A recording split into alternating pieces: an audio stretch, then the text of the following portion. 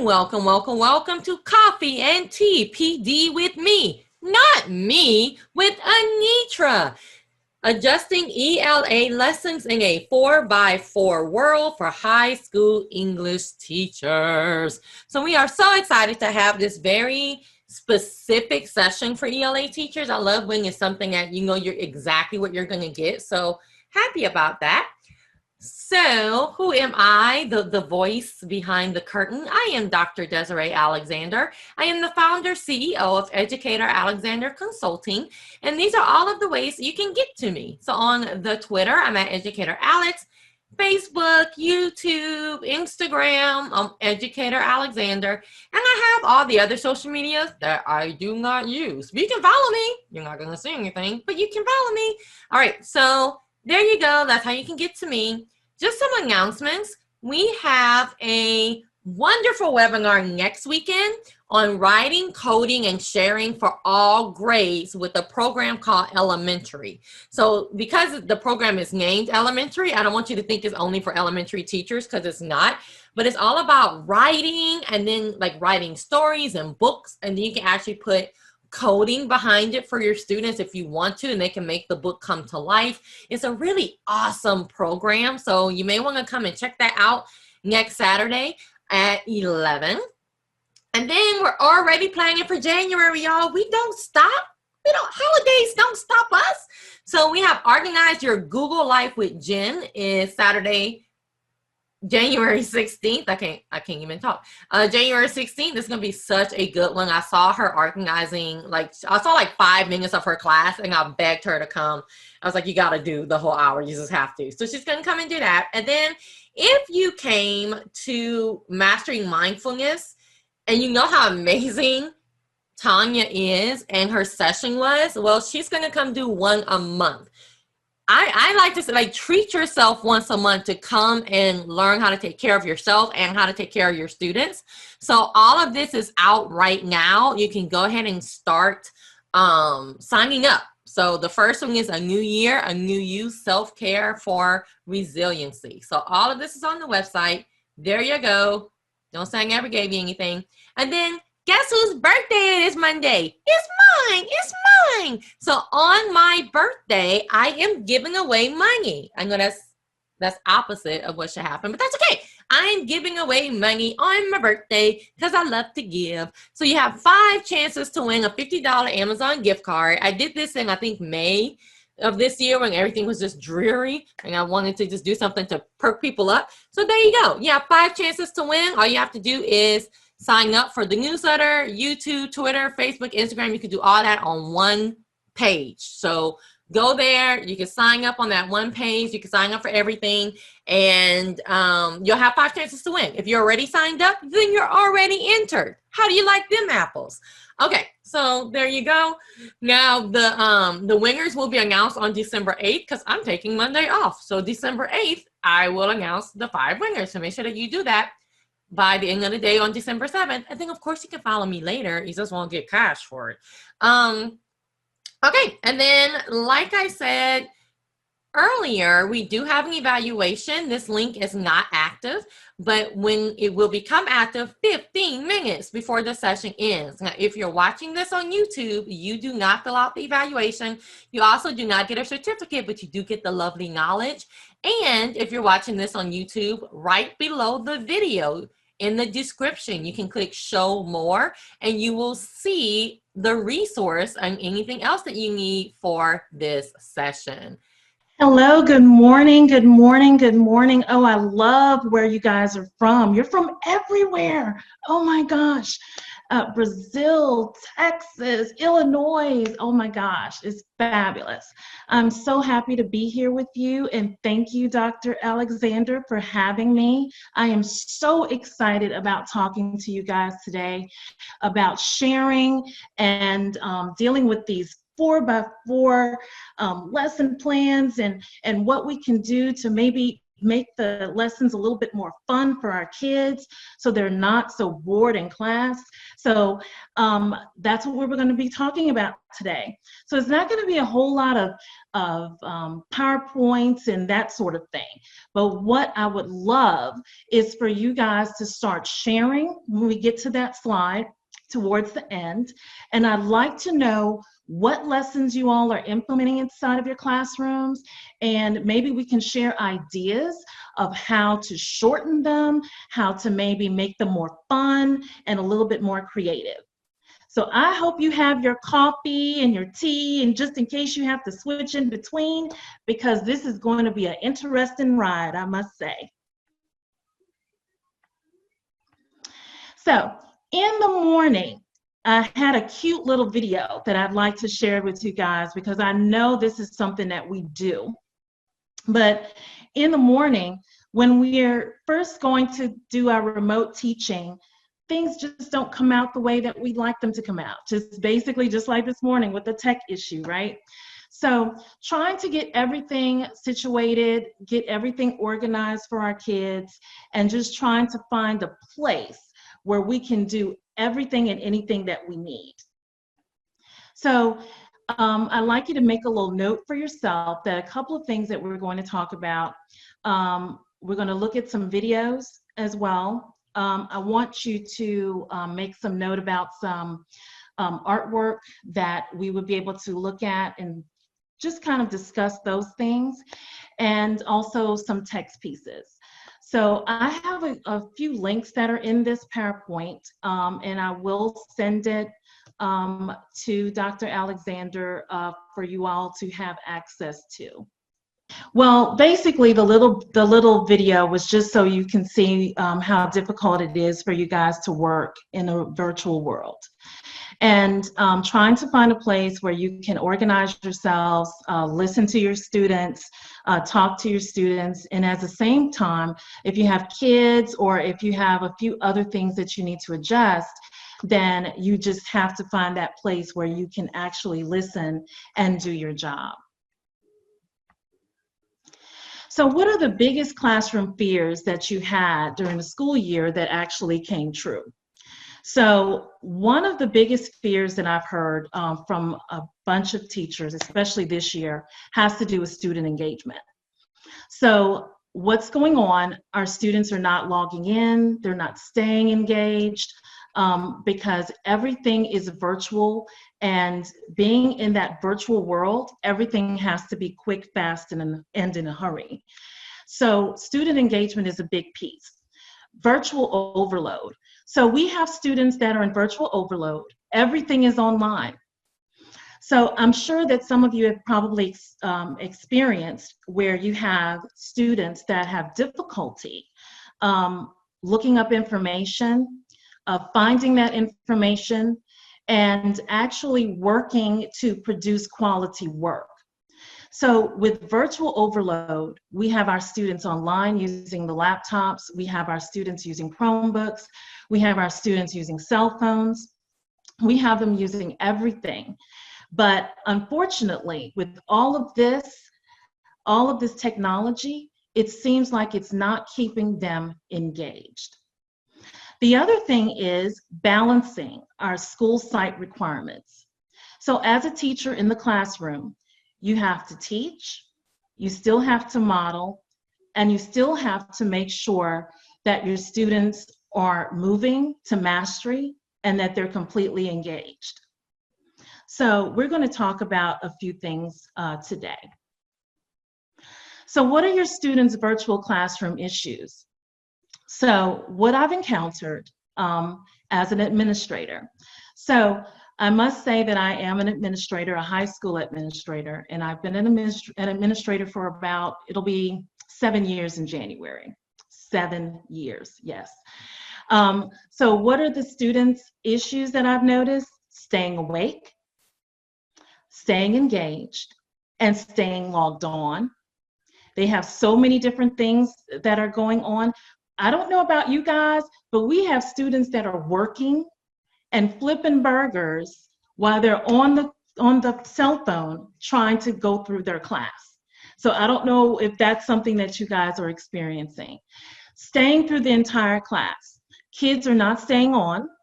They'll go on for a little while, leave, come back, leave, and then they're asking you, what did I miss? Staying in sync with assignments and due dates. So I don't know how many times students have asked, can I get some extended time on this? And then you have your parents that wonder why they're not getting those extended times for those assignments, even if they had enough time to complete them. And of course, you just have to stay sane. You know, just pulling your hair out, making sure that everything is in order. And sometimes that's just hard to do. So this picture here that I put here of this young lady, this is still an issue. Even though we are teaching online, we still have our students that we have to pay attention to. And it's called taking a pulse. Taking a pulse of what's going on in the classroom and taking a pulse of your student. This is still an issue when a child is sitting there daydreaming, you assume, or that you assume that the child is not prepared. Maybe this should be something we should look at to see what are we doing with our lessons to continue to increase that student's engagement.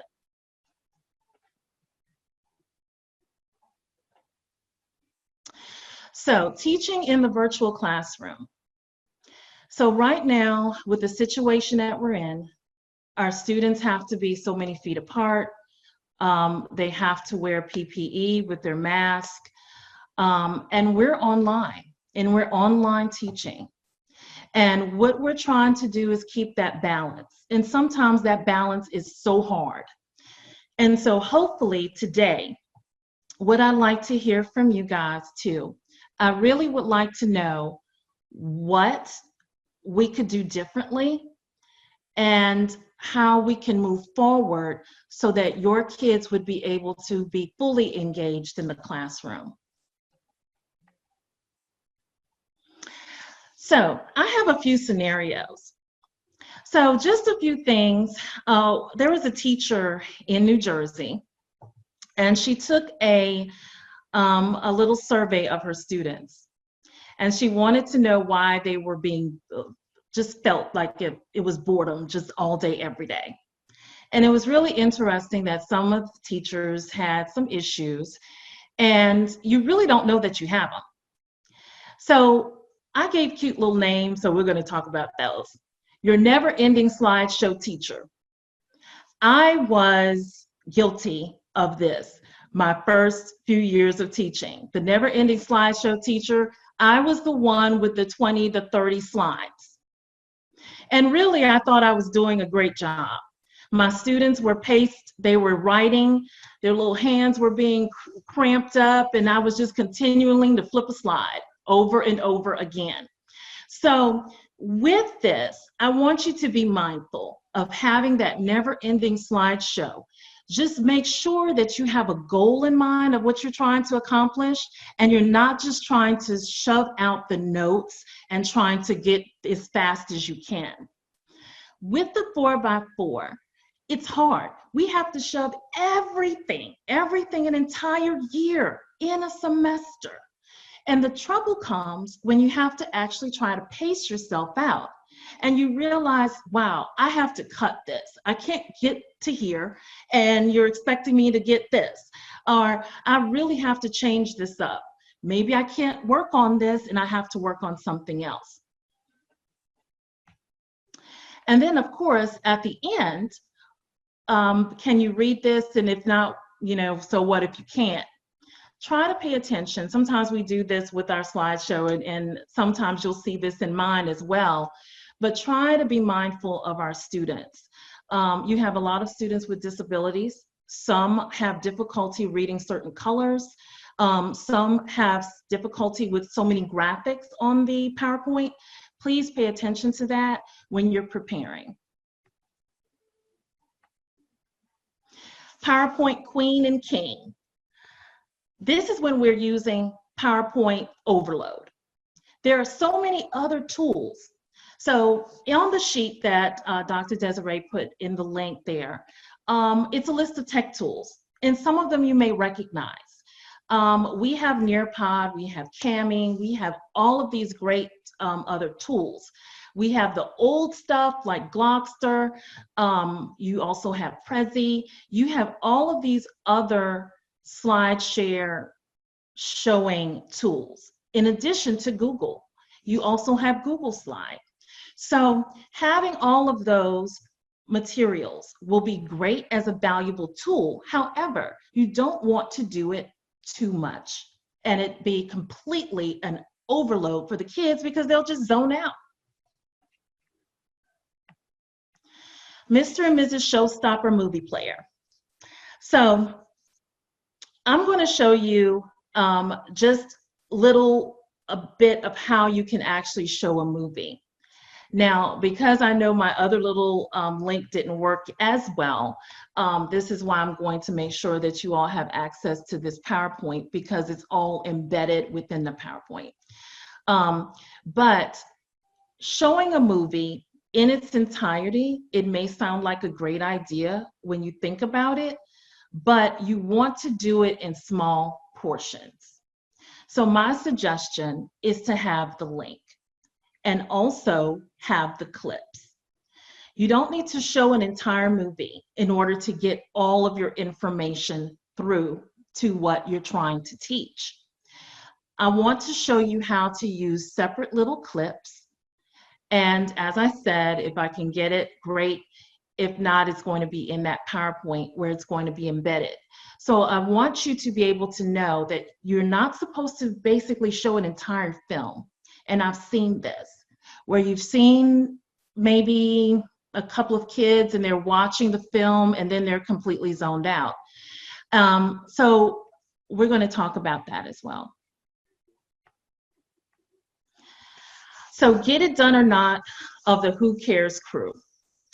So this is basically when you are sitting there doing the work and you have your kids, some kids may be left behind. And because you're in such a rush, you know that you have to get this work done and you just push through. And this may not be you, it may be some others that you may have seen where they're just pushing through. I need to get this done. Okay, honey, you didn't get this finished. Well, hurry up and we need to move on. And what happens, you have students that are stuck and they're left behind and they're not understanding what needs to be done and why. And that is very important. Why am I doing it?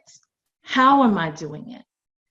And why is it going to be important and beneficial to me? So we're in the Bitmoji era, and I love Bitmojis. They are fabulous. But I want you all to make sure that you understand that you're not doing a Bitmoji scene overload. So we want to make it work. Making it work in your class. So have your objectives. This is one thing that I've always said. I want you to have workable objectives. Don't have objectives that are going to be unreachable. Don't set unreachable goals for yourself and for your students. Don't give more than you can grade at a time. One great, fantastic hint that was given to me is to use your rubrics. Have your students discuss, complete their rubrics, and work from there.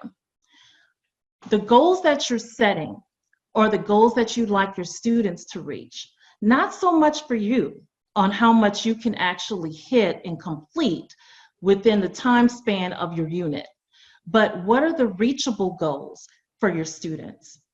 Take a pulse of your kids. Where are they? Do they understand the content? And if they don't understand the content, what are you going to do to make sure that they do? So where is that reteaching, if you have time to reteach, because that is going to be the biggest thing. So having that time to reteach. And if you can't reteach the whole thing, what can you do to reach that little bitty piece for the student to be able to move forward? I'm just going to give you an example. If you are having your house built and you have a contractor and he comes to you and he says, hey, I can build your house at 80%. What happens to the other 20? So if your students are only hitting 80% and they're only understanding 80%, what happens with the other 20? Do we just toss it aside? Or do we wait and catch up later and try to rebuild on that back porch until we reach the full 100? So setting reachable goals and taking a pulse of your kids, very important. Give yourself a break. Don't overdo it. Don't beat yourselves up because you didn't hit that milestone that your administrator or that your school site expected you to reach. It's okay if you didn't hit it. So don't beat yourself up about it. And shifts happen. Everything happens in ELA. We have so many shifts, it's ridiculous. So take that time and to give yourself a break and understand that if it happened and it's a shift that's supposed to go here or there, it's okay. If you missed it, you're going to have time to go back, but it's all about how you're planning. So working and adjusting. So again, we have our goals. So our goals, our teaching, and our closure. So for here, we want to have our objectives, as I said. I'm sure you all have your essential questions. And I'm going to tell you what those essential questions are. Your essential questions are what you would like your students to hit the mastery by the end of the unit, by the end of the day, or by the end of the week. Your essential questions may change. They may stay the same, but they shouldn't be on your board for more than a week, to be honest. Also, your agenda. Your agenda is very important. And your agenda should follow exactly what you're doing, why you're doing it, and how you're doing it.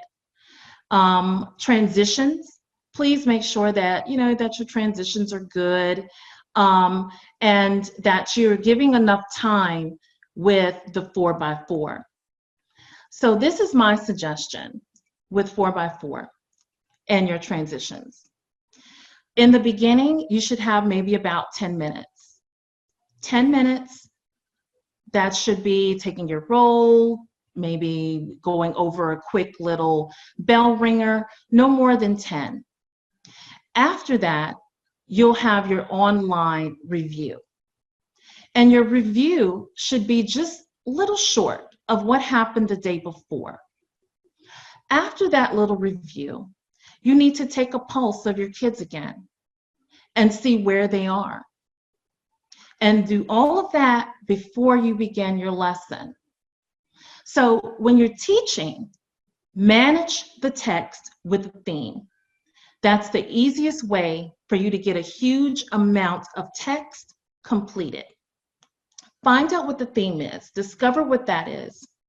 And there's nothing wrong with giving a brief background review before you actually get into the meat of the product. So you're connecting the dots here. So in the text, just try to go ahead and connect those dots and connect them to those goals and objectives that you've already set. Don't forget to I do.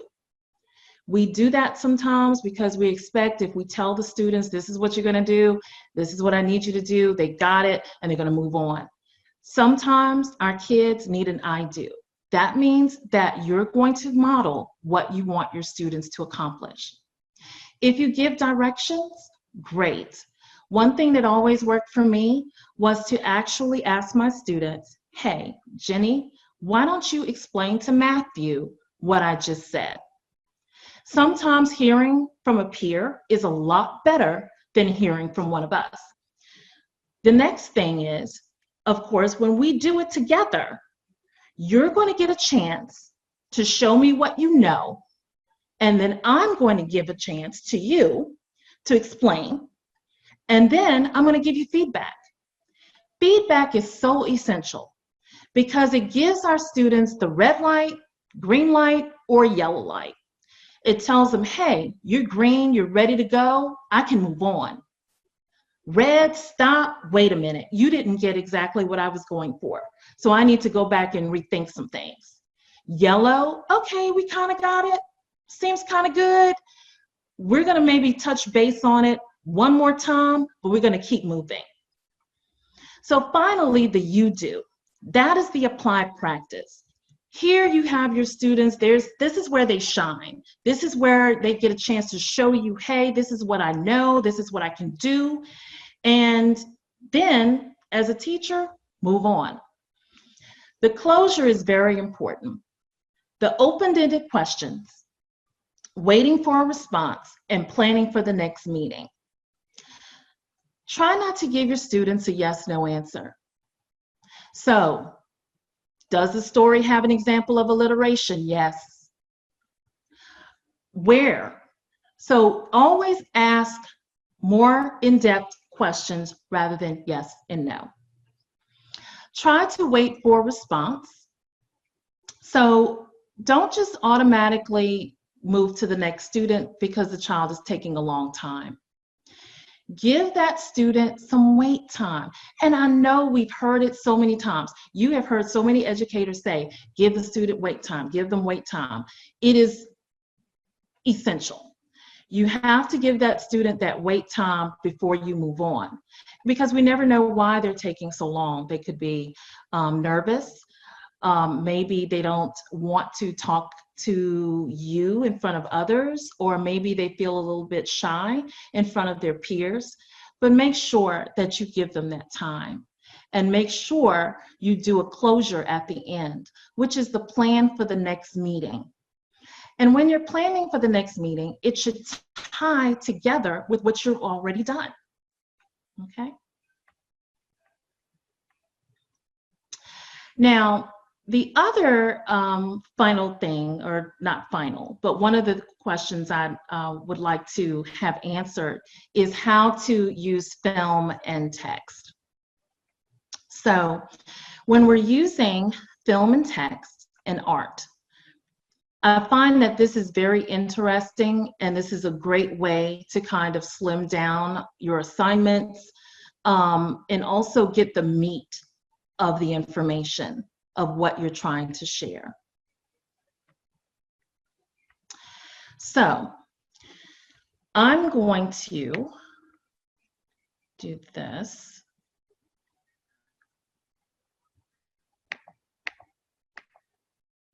Here. So there's an example of a lesson that I would love for you guys to have. And this is, for instance, it's Mr. Greenberg with the text of Mulan. And so with this text, he uses artwork with poetry in order to talk about the connection between the text and the film. So I'm going to give you that example, and I'm going to back up and go a little bit further here.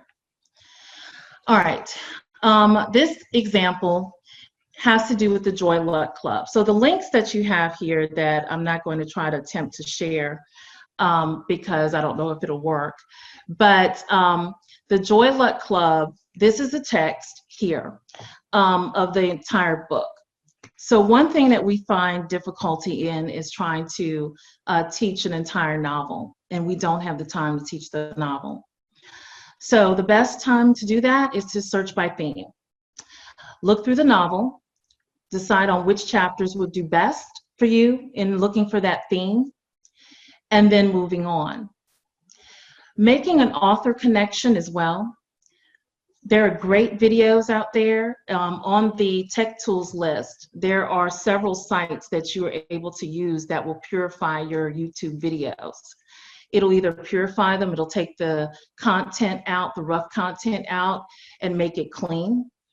There are also tech tools on that list where you could take your YouTube videos and save them onto your hard drive so that you would be able to use them with your students later.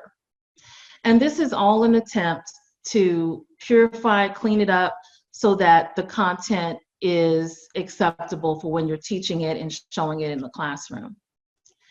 So with the Joy Luck Club, that's the entire text. The author connection here is a short YouTube video by Amy Tan, where she describes her thoughts in her work and also how she became really a Chinese American here in the United States. And it's a struggle with the culture. And so this little author connection video was about 3 minutes. So again, size and time is the factor.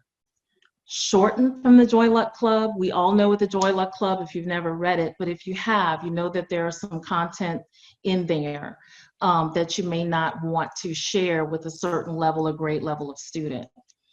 So as a result, what I did was I pulled out chapters from the Joy Luck Club. And the chapters from the Joy Luck Club were Rules of the Game and Two Kinds. So Rules of the Game, that's one chapter, Two Kinds is another. I determined the theme.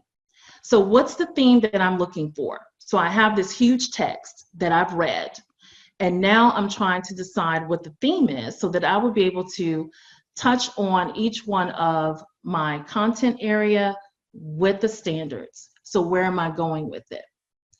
So I decided that coming of age could be a theme. Cultural relationships and transitions could be a theme as well. So I chose the best chapters that would help to solidify my theme. And I chose the theme, cultural relationships and transitions. So I picked out Rules of the Game and Two Kinds.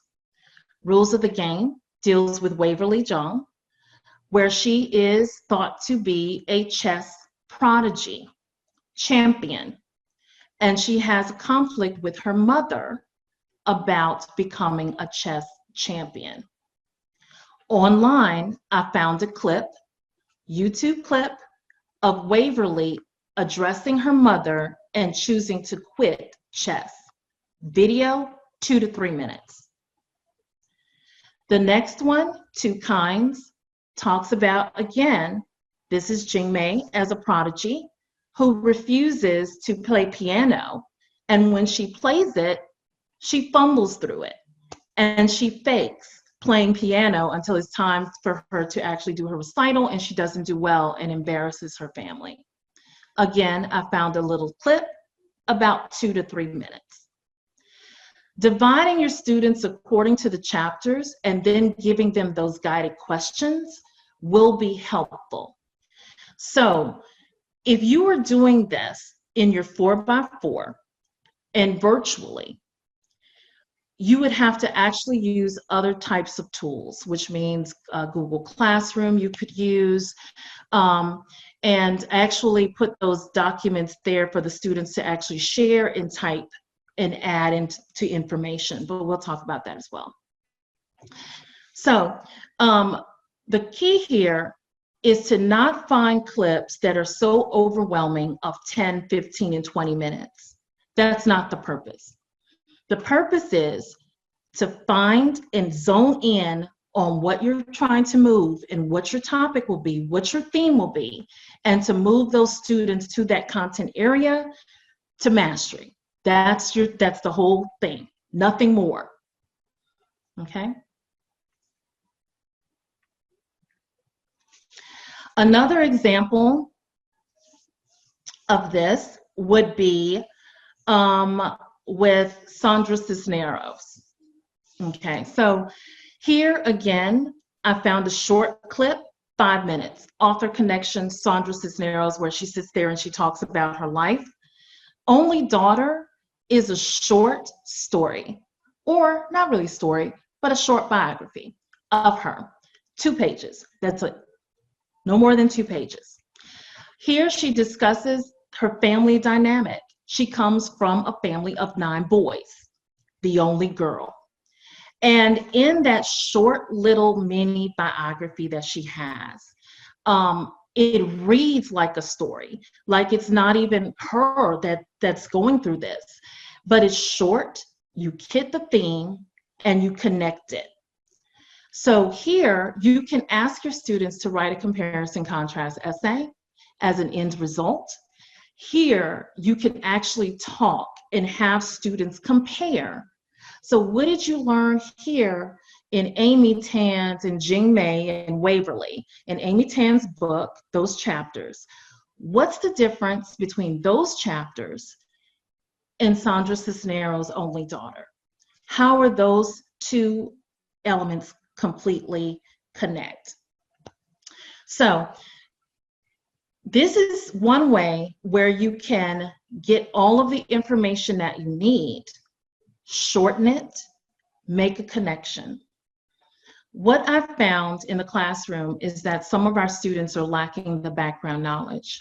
And if they're lacking the background knowledge because it's not written down that it's something that we have to cover. But I've noticed that students need background knowledge. They need the background knowledge, they need the little research behind it.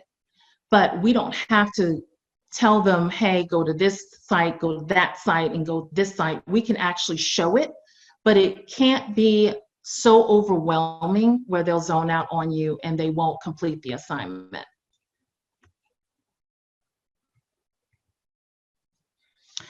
So here are a few examples of lesson pairings.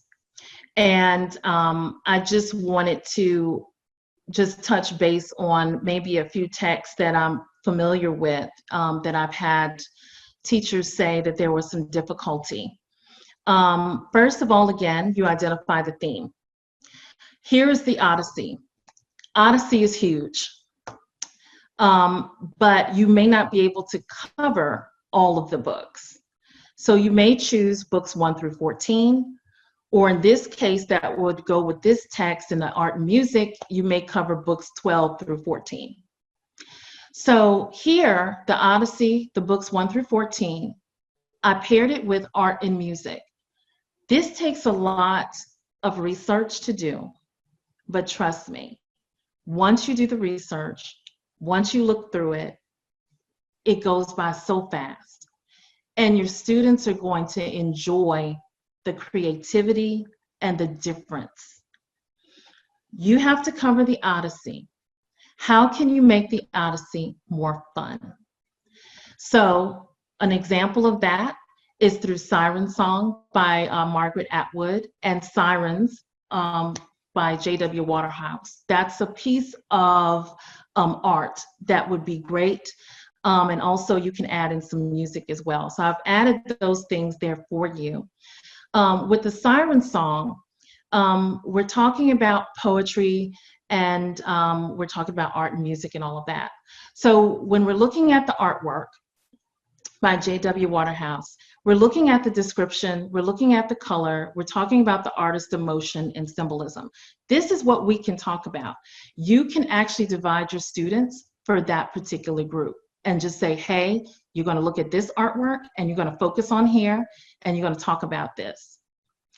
The music section, same thing. You may have students that are completely virtual. Okay, then you're going to look at this piece of music and then you're going to come back. And so I'm going to ask you for tone, musical shift, instruments, how they're used, and feeling and symbolism. I'm going to ask you for all of those things for you to identify, and I want you to do that. When we're talking about poems, maybe, perhaps, you have students that are in the classroom right there in front of you. So give them that poem, talk about tone, emotional shifts, and then symbolism and how all of those things tie together. Then, if you're looking at the Odyssey, books 12 through 14, you can actually give that to the students and they can see the connection. So here, the students aren't just reading the Odyssey. They're not just reading 14 books of the Odyssey. Here, they're making a connection to something else. And because we are living in this virtual world and we have to teach virtually, you're going to have students that are in front of you. You're going to have students at home. So how are you allowing those students that are at home to participate in the work? How are you going to allow them to be creative and to have fun with the work? So that's what's the biggest thing that's really important. Don't forget about those kids at home, but don't forget about the kids who are in front of you. It's very difficult for you all to teach at home students and students that are sitting in front of you. That's very hard to do. And someone eventually may get left behind and it falls and it lags. But what I want you to do, if nothing else that you could come from here with today, is to try to make a connection to make sure that everything melds together with some form of creativity. Make sure that you have a central theme that you really want your students to focus on. Look at those standards that connect to that theme of what you're supposed to connect to and make those connections with the dots. See how all of that works together. This will take time for you to get used to doing. And I have to say, it was difficult to do when I first started doing this. And I started doing it because I found it, my students were not fully engaged. And so I tried to blend in a few things to make them get excited about it. I became a storyteller. And if you are an English teacher, you are a storyteller.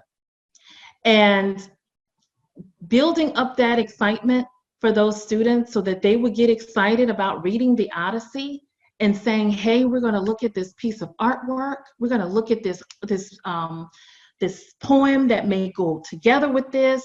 And then, oh, we're going to look at this, listen to this piece of music. So you may also understand too, your students may also actually try to give you some examples of music and things that they would like to have incorporated into the assignment. Let them, it's fine. Let them, it's fine. Another example that I'd like to show you here, it has to do with Harrison Bergeron, and I'm sure you all have heard of Harrison Bergeron by Kurt Vonnegut. This is such an ideal piece of man versus society here, but we need to look at a type of theme, again, alienation, man versus society. So Harrison Bergeron, those of you that may not know the text, it's in the year 2081, and we have a government that is forcing certain people to have these handicaps put on their bodies because either they were too smart, if they were too attractive, all of those things, they were given handicaps to hold them back. And when we're talking about handicaps, it's not exactly what we're thinking. What we're thinking is a handicap that is put on someone, according to the text, to hinder them from going beyond of what they're capable of doing. So one example of that was the film 2081, short, to the point. It's about 30 minutes, no more than that. And then I also paired it with a music video, which was popular with the kids at the time. They really liked the music at the time. And so looking at the video, which is about 3 minutes, I asked my students to analyze the symbolism there, analyze the color, and then talk about the all of the information there, the symbolism, talking about all of that information with colors, transitions, all of that was actually in the video. And like I said, I would attempt to do it, but I'm afraid that it will be not great on that part.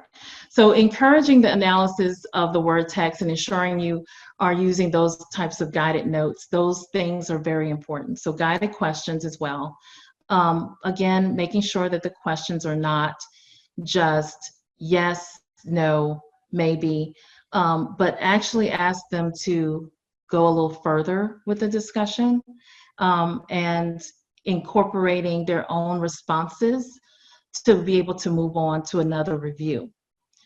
So having those students where they're not afraid to move on, that's very important.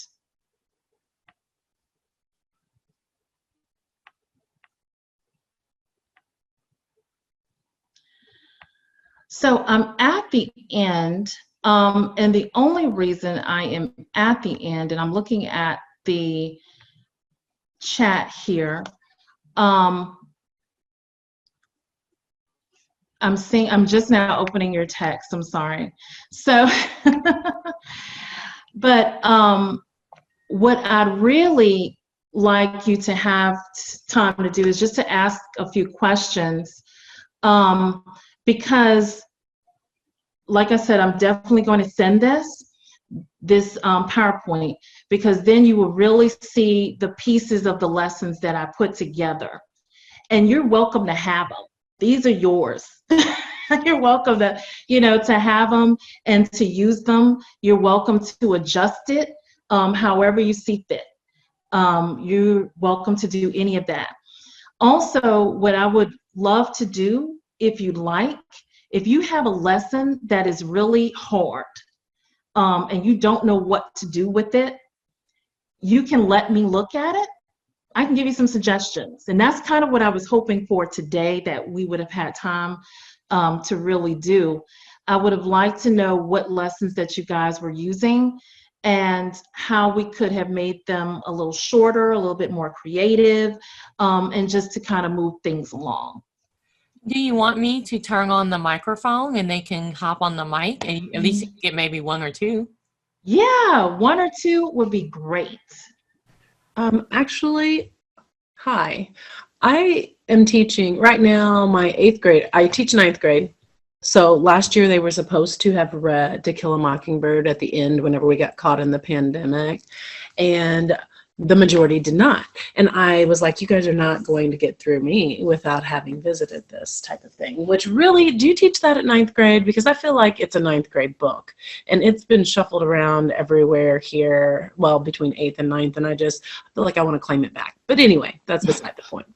And so what I've done, it's really not exactly, but very close to what Anitra is talking about, by taking the different themes and what are the lessons told, what are the points of the story that you really need to understand in order. And then right now, I told them as we went through it that in the back of their head, they need to keep in mind, is this book relevant? It's 2020.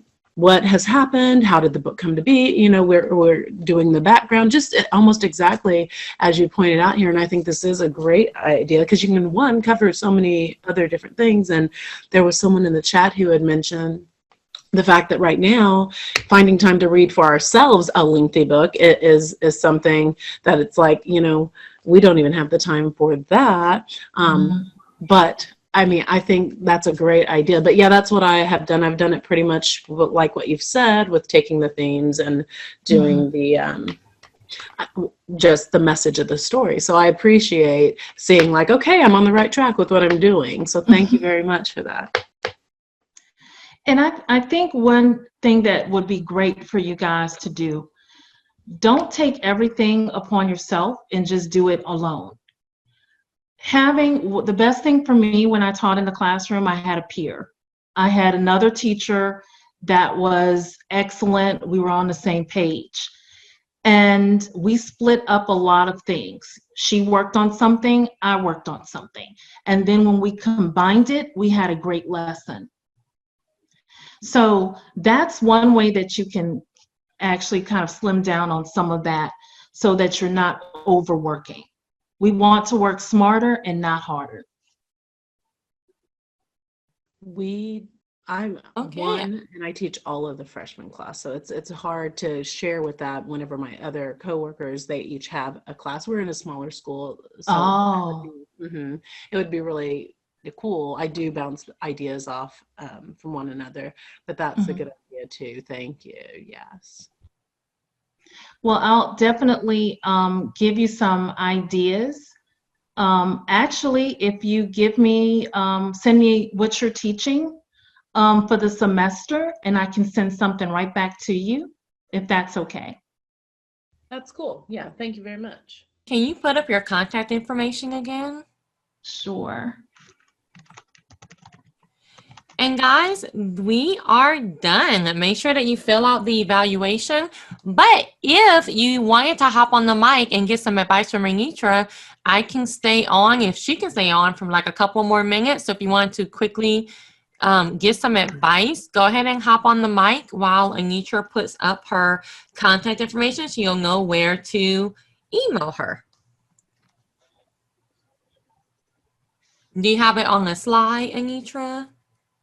No, I don't, but I can put it on there. Okay, so can you I say just it put for it in the people that chat are box. watching it on YouTube? Okay, I sure will. So can you say what your email address is for those watching it on YouTube? Sure, it's Louisiana Ed Leader Walker at gmail.com.